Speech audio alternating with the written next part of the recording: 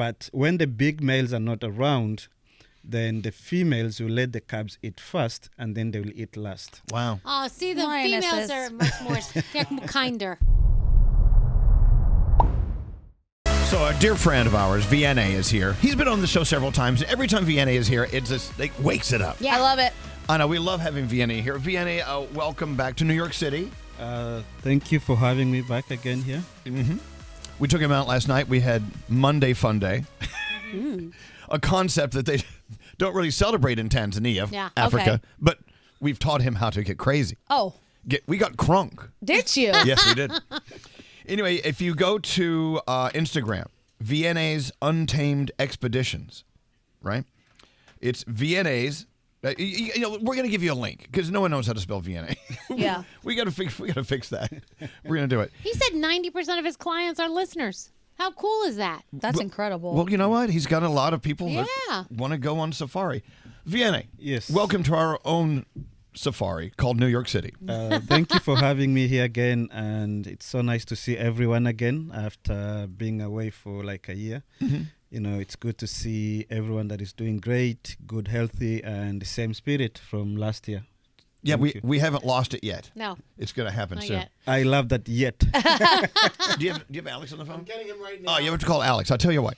We were having drinks and dinner with Vianney last night, and Vianney, of course, is starting up his another phase in his business in safari and expeditions, right? Yes. So Alex got this crazy idea after our martini. I'm going to go work for Vianney, and I'm going to go down to the Serengeti in Africa like a month at a time. I said, well, what the hell you are? What are you talking about? I will volunteer also if that's a thing that we can do. No, you can't volunteer. Why? You've got a job here. Do you have him? But he needs me. Yeah, right there. Right where? 22. Is it? Hey, how are you? Hi. Hi. Yeah, I just announced to the world that you told Vianney you're going to work for him and you're going to live down there for a month at a time. Yeah, well, why? Is that a problem? Well, you're married to me. Yeah. But that's So you actually could come cool. and visit. Wait, you wouldn't let him go for a month? And then do your own thing for a month? Like 1 month a year? Is that fine, Vianney? Can you have him for a month a year? Yeah, I can. I right. can. Oh. All right. We'll seal the deal. Done deal. Oh, what? I can't wait. What would you do? What would you do working on safari in Africa? I don't know. Vianney will put me to work. Yeah, we'll get you something to do. You know, you have the passion for wildlife. He'll be the bartender. Yeah, he can. He makes good martinis. So. Wait, are you going to pay him, Vianney? He'll be volunteering. So. I like this. Yeah, there's no money in this deal, but you get wide open spaces and lots of elephants. Yeah. Yeah, that's what he gets in return, to have a free game drive and everything. Oh my God. You have to watch the elephants. And the lions. There you go. And feed the monkeys. It's going to be a busy time for you, making no money. Anyway, we got to go talk to Vianney. It's been fun. All right. Okay, Love you. Bye. Love you too. Bye. So here's the thing. And I have this idea. Because right now, okay, it is 8:50 a.m. New York City time as we are broadcasting live. That means in Tanzania, it is 3:50 p.m. in the afternoon. Okay. Are you with me? Mm-hmm. That means we started the show at 1 o'clock in Tanzania time. Okay. PM. So we all go on safari. We live in our own tents, right, together. Yeah. Yes. We get up early and go for the morning sunrise and see what's being eaten from last night. Yeah. Oh. Right. They call it reading the headlines, right? Yeah, the newspapers. Yeah, the newspaper. The morning newspapers. You go for the morning ride, and as the sun comes up over the Serengeti, you see who's been out eating and what they've been eating. Wow. Oh, it's great.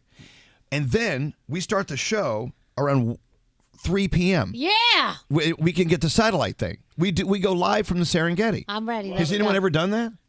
No, not really. You'll be the first. Yeah, baby. We're gonna pioneer this. That'd be very cool. Okay, so then maybe we could also explore my new podcast idea. Can I touch it? Have you told Vianney what your No. podcast? Listen to this podcast idea. Okay. It's the worst idea ever. I think it's a great idea. I think you can really help me out a lot here, Vianney. So I want to start a podcast called Can I Touch It? Where Yes. I just wander around and see which animals I can, in fact, touch. That's it. That's the whole thing. So, lion, can I touch it? No, you can't. Elephant, can I touch it? You cannot. In the wild, you cannot touch any animal. Not one animal? He said any. None. Not one. Not one. Monkey. You have to stay up on the. No. Guess what? I've touched an elephant and a monkey. Ha ha! Well, no, but not in the wild. Not in the wild. Have you ever had anybody like try to jump off one of your vehicles to go and touch something like this one wants to do? Safari is an excitement thing, and people, it's something that people have been dreaming to see and experience. So sometimes the first time, everyone is like everywhere, they react differently. I've had people, with the reactions, they want to sort of like excitement and everything. They want to go out, especially, this is a bit funny, but giraffe with the ladies and zebras with the ladies. It's like there's a strange connection between the two, that whenever you have a lady in your vehicle and they see a zebra or a giraffe, they go crazy. They want to go and hug them. Yes. And touch them, Wait, so why can't I touch a zebra? They seem pretty They're still wild. They're wild animals, so just like one pet. You can't, because once you touch them, you interfere with the nature. You leave your scent to them, and other animals cannot really get their scent because now they start smelling you.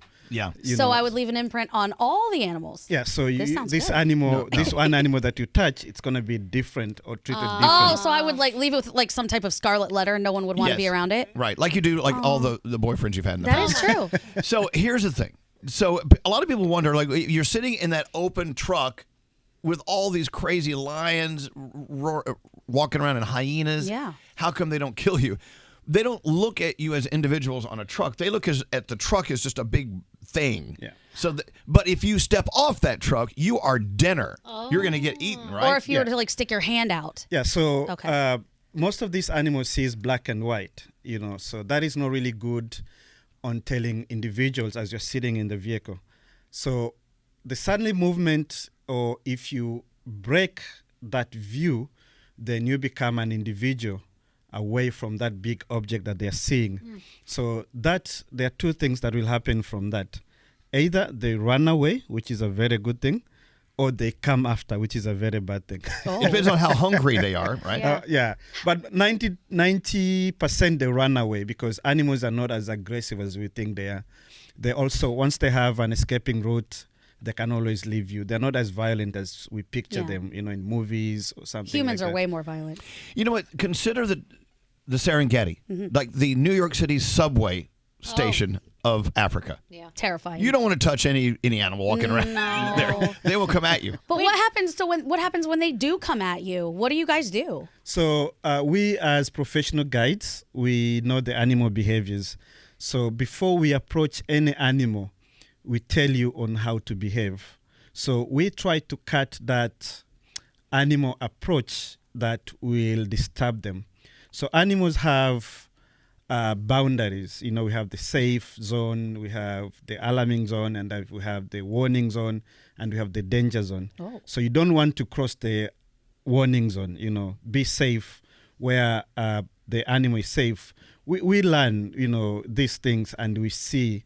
For example, you're approaching a lioness or a male lion, and you start seeing the tail flicking. That animal is communicating with you that, hey, you are getting too far. Stop where you are. Oh, it's not saying please pet me? Yeah, flicking tail is a sign to back off. You keep on going, you'll see the ears are going back.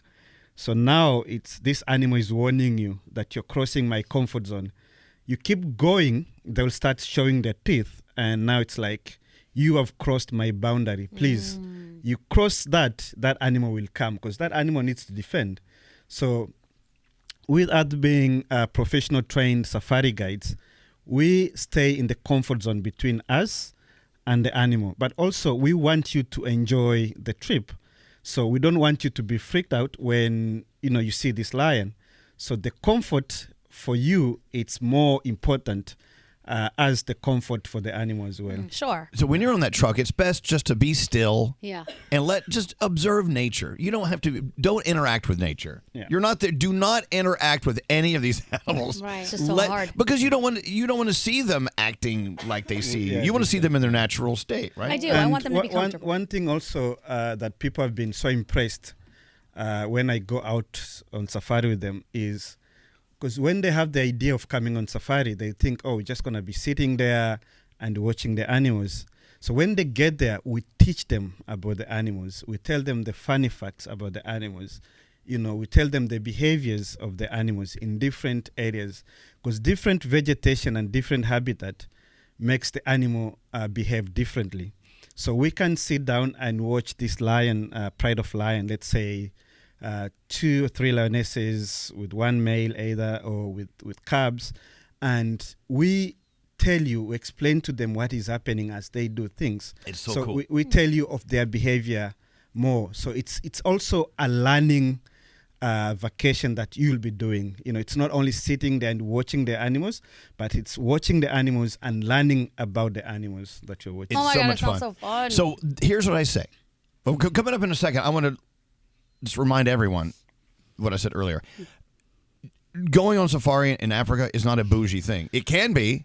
There are many different budgets you can go by and have just as much fun as the billionaires. That's what I need you to explain to me. We will. Because it sounds expensive. It's you know what? It's surprisingly reachable. Let me get a couple of calls on here. We're going to hit that in a second. Christina. Christina was in Africa last summer. Where'd you go? Hi, good morning. I went to Zambia and also did a safari in Botswana. Wow. Now, was it affordable? It was amazing. I mean, was it like out of control, expensive, or did you do it on like an easy to handle budget? No, the way that I did it was on an easy to handle budget, and it had been number 1 on my bucket list. So it was worth every penny. Amazing. So you feel like you got a great deal, and you don't feel like you overspent. No, you can overspend, or you can do it very reasonably. But definitely, if anybody has the opportunity to go. It is worth any money that you will ever spend. It changes your life. It truly does, doesn't it? Absolutely. All right. 100%. What was your favorite thing that you saw while you were on safari? On the safari, oh my gosh, honestly, the animals, and we had just missed when they had just went after one of the animals, some of the lions, but we got to see them all eating after, and that was just so cool. And they honestly were they looked really timid while they were eating, and we got to get pretty close to it, but it was just, the animals, they're just all over the place, and they just, it's unbelievable. You see this stuff when you are looking online or you see them on TV, but when you're actually there in person, it's even more amazing than you could even possibly imagine. Right. There's really no way to describe it. All right, Christina, thank you so much. So when you're seeing lions gathering around the buffet, maybe they have maybe a wildebeest. Yes. Right? Yeah. There's a hierarchy. Who gets the meat first? And then who gets to do it last? How does that work? Who eats first? Because here, like for instance, today we got barbecue. I was first in line, but it's because I was quick. I was fastest. So with the lions, they have what we call an eating order in the pride. So when the big males are around and they have a kill, the big males will eat first, and then the females, and then the youngsters, the cubs. But when the big males are not around, then the females will let the cubs eat first, and then they will eat last. Wow. Oh, see, the Lionesses. females are much more, they're kinder. Well, then, okay, talk about that. Also, so does it matter who killed the kill? Because the lionesses do the hunting, right? So they hunt, and then this lion comes around and eats first? Yeah, so depending on what they're taking down, most of the hunt is done by the lionesses. This is because the big work of the lions is to protect the females and to protect their territory. So, and the females, it's to feed them. So, the male has to make sure that the females and the cubs are protected. That's why when they have a kill, then the males eat first. But if it's a big kill, let's say they're going for buffalo, the males also participate. But don't quote me wrong on that. Even males do kill. Because males, sometimes they wander on their own and they need to eat as they patrol, making sure that their territory is safe. So they can also kill. So females, they will kill, but also males will kill. But if they're together and it's something small, like let's say a wildebeest, the females will do the work and then the males will get the reward. This is Oh, that must be nice. That's ridiculous. That's not cool. yeah, please. Wildebeest, you can take that down. I don't like that. You can kick a wildebeest and it'll die. I do all the work and you get defeated. Yeah. So, okay, Like, I make want- me my dinner, little ladies. Right. I want to take this call, and then I want you to talk about lionesses and how they work together. It really is a wonderful story from the Serengeti about the women, the lionesses, and I want you to hear this. Hello, Patricia. Are you on your way to the Serengeti this year? Good morning, everyone. I am. I'm headed out in November of 2024, and we're super excited. Oh, really? So, do you know where you're going exactly? We just started beginning stages. We were supposed to head out in September, and then we started doing more research, and November looks like a better time frame for us, and we're planning to be out there for 3 weeks. No, but where? Where do you know where you're going? Well, Serengeti Park. We're not sure exactly where, so any feedback would be greatly appreciated. All right. Well, Okay, yeah. November is great, but so any time is a good time to come on safari. But depending on what you want to see, that's when we tell you or advise you what is the good month to come. For example, I love the wildebeest migration as when they're crossing the Mara River. It's the most beautiful thing you'll ever see. Wait, isn't that who killed Mufasa? Yes, the stampede. Scar killed Mufasa. Oh, that's Danielle's true. out. So, any time that you want to come is the best time, but depending on what you want to see, it's when we advise you on when to come. I will still advise you if you want more actions or something like that. I should bring you you're traveling back to either October or September or August, between there. The good thing about November is it's a little bit quiet in terms of people, like it's what we call the low seasons, and we might be experiencing a little bit of rain because it's the beginning of our short rain season, so that also can have an impact in your travels. So I will still advise you to bring it back a little bit.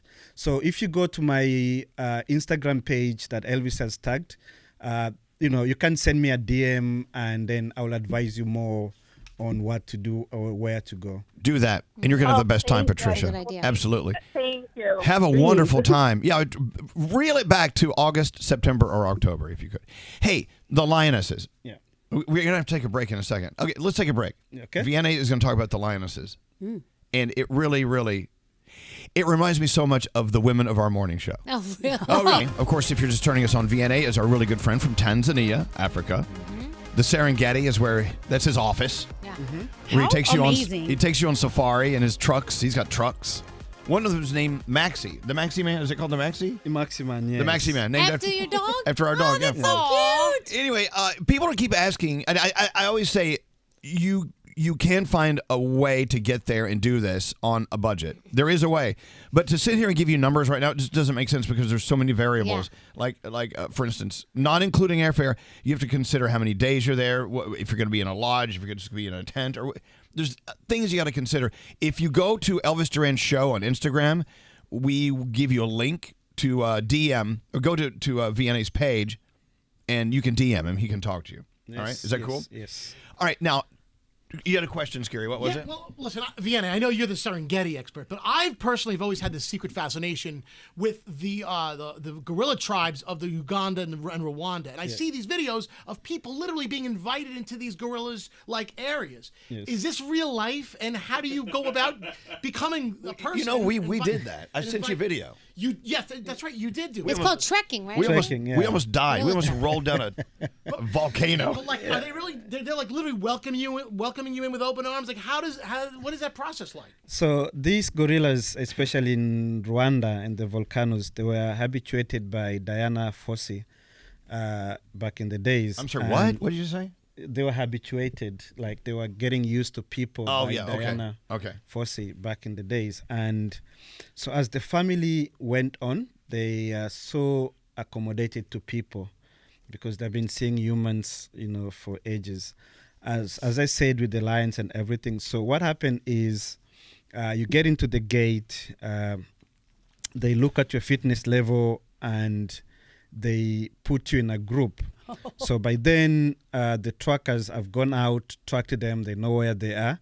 So they will send you in groups with the guide. And also you'll have porters as well that will help you to carry your stuff. And then you get into the group of these gorillas. You are standing about 20 feet, 30 feet away from them, and you're wearing a surgical mask to protect yourself and to protect them from viruses. So these animals, they behave natural. Scary. You have seen videos of them passing through people. It does happen because we understand the distance, but they don't. So, and we are there to watch them and observe them, and the guide will be explaining to us of what is happening. So the gorillas, if they decided to move, they stand up and move. They do what they want to do. Yeah. So when we did it, we crawled up a volcano for 2.5 hours, swinging on vines and slipping down mud slides. And wow. We got up there, we hung out with the family, and they weren't 20 feet away. They were with us. And they were just hanging with you? Well, there was a baby gorilla that kept pulling on my pants, but you can't like shoo him off, and you can't touch him. You just stay still. What if he climbs you? And you let him climb you. Wow. Yeah, if they want to mount you and like ram it up in there, if they want to ravage me, if the black back wants to ravage Big Daddy, I'm in. Wow, that's so cool. Anyway, that was in Rwanda. That was a great experience. Back to the Serengeti, the lionesses. Yes. So the beauty of these women, the women of the Serengeti, the lionesses. Yes. It's an incredible relationship, right? How do they help each other out? So a pride of lions consists of genetically related females.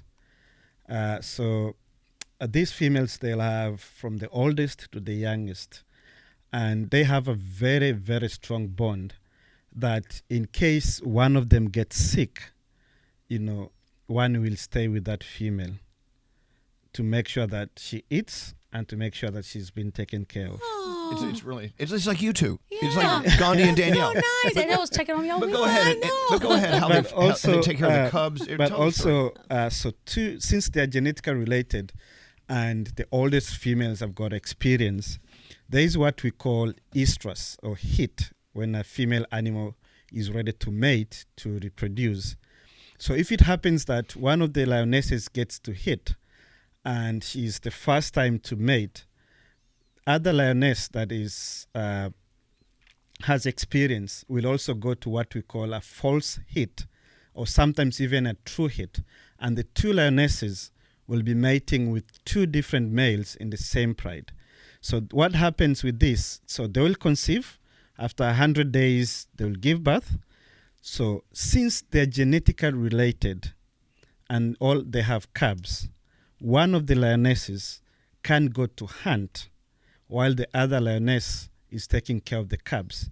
Since they're genetically related, the cubs can milk any of the females in that particular pride. See, Danielle, Wow. you and Gandhi can go into false heat. Yeah. Danielle goes into heat. Okay. See what I'm saying? Okay. And you can breastfeed each other's kids. That's great. This sounds like a plan. Fabulous. Yeah.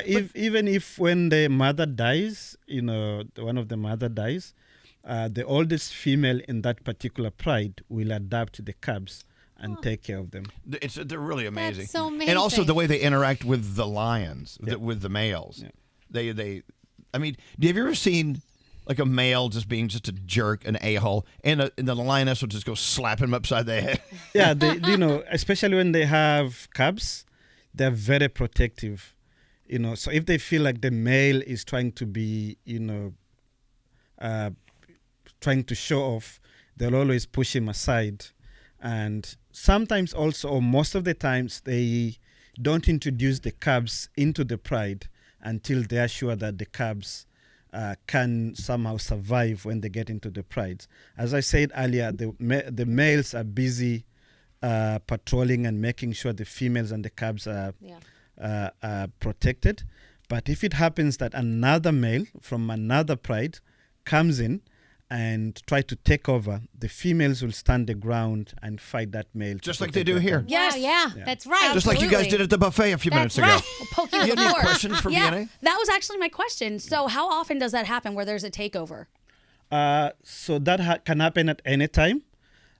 Mostly males stays with the pride up to about 5 years if they're very strong and they have a very strong bond. Because what happened with the male is they can be related, born in the same pride. As I said, the females are all genetically related. So the cubs will be related from that or from the same father. And then if you have good number, like let's say 5 males, we have now a pride in the Serengeti that there are 8 males that took over the pride, and they were able to kill what we call the Bob Jr.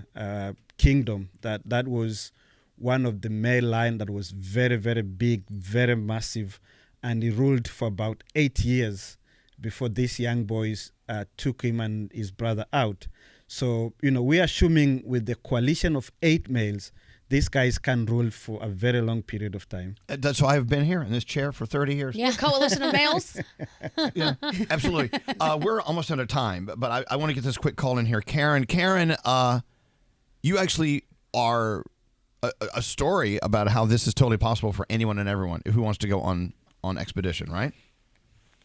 Yes, good morning. Thank you so much for taking my call. You only have a couple of seconds, so I know that you you actually booked you and your kids with Vienna, correct? Yes, I did. Yes. How cool is that? That's awesome. When are you going? Next July 2025. Oh, yeah. Yes. There you go. And I think we're doing I the would have Serengeti. never done it. I would have never done it without you saying that this really is possible and take the time to look into it. So I thank you so much for saying that and having Vienna on, and we're so excited. Look at that. Thank you. Yay! I'm gonna go. It's a dream come true. The Mercer Party of 3. That's Yes. Oh yeah, we're coming. You got them in July. So you're going to have the best time of your life. And how old are your kids? They're 10 and 13. Okay, is that a good age for kids Yes, there? that's a good age. Because that's good eating for the Yeah. lion, the 10-year-old. That's right. They're Well, little they'll be snacks. older in 2025, won't they be? Yeah, they'll Yep, be they'll chewy be by 11 then. and 14. Yes. Yep. The hyenas will still like them. That is so cool. Have a wonderful time. And Karen, if we're still here, I want you to get in touch with us and let us know how great Vienna is. Absolutely. Thank you so much. Thank you. Have a good time. Vienna, we love you. I love you guys too. It's so simple. Go to Elvis Duran Show on Instagram, and you can link over to Vienna and talk to him. And you'd be surprised how you can put this together. I do want to take the satellite link and do our show from the Serengeti. That would be so Okay, can we do this though? ridiculous. Can we plan it right now so that we can't go back on this? Well, Lock it in. There's a lot involved. Damn it. We got to get sponsors. Vienna, Oh, okay. he'll give us a good price. Oh, yeah, well, of course he will. Of course, We just gave him like $150,000 worth of That's advertising. true. That's true. Well, Come it's called trade. That's it. Yeah, exactly. So check it That's out now. how to put it. Instagram, Elvis Duran Show. VNA's info's there. Thank you very much, VNA. Thank you again for having me here, and I really appreciate this, and looking forward again to be here next time. Exactly. Yeah. Well, safe travels, my friend. Thank We'll you. see you soon.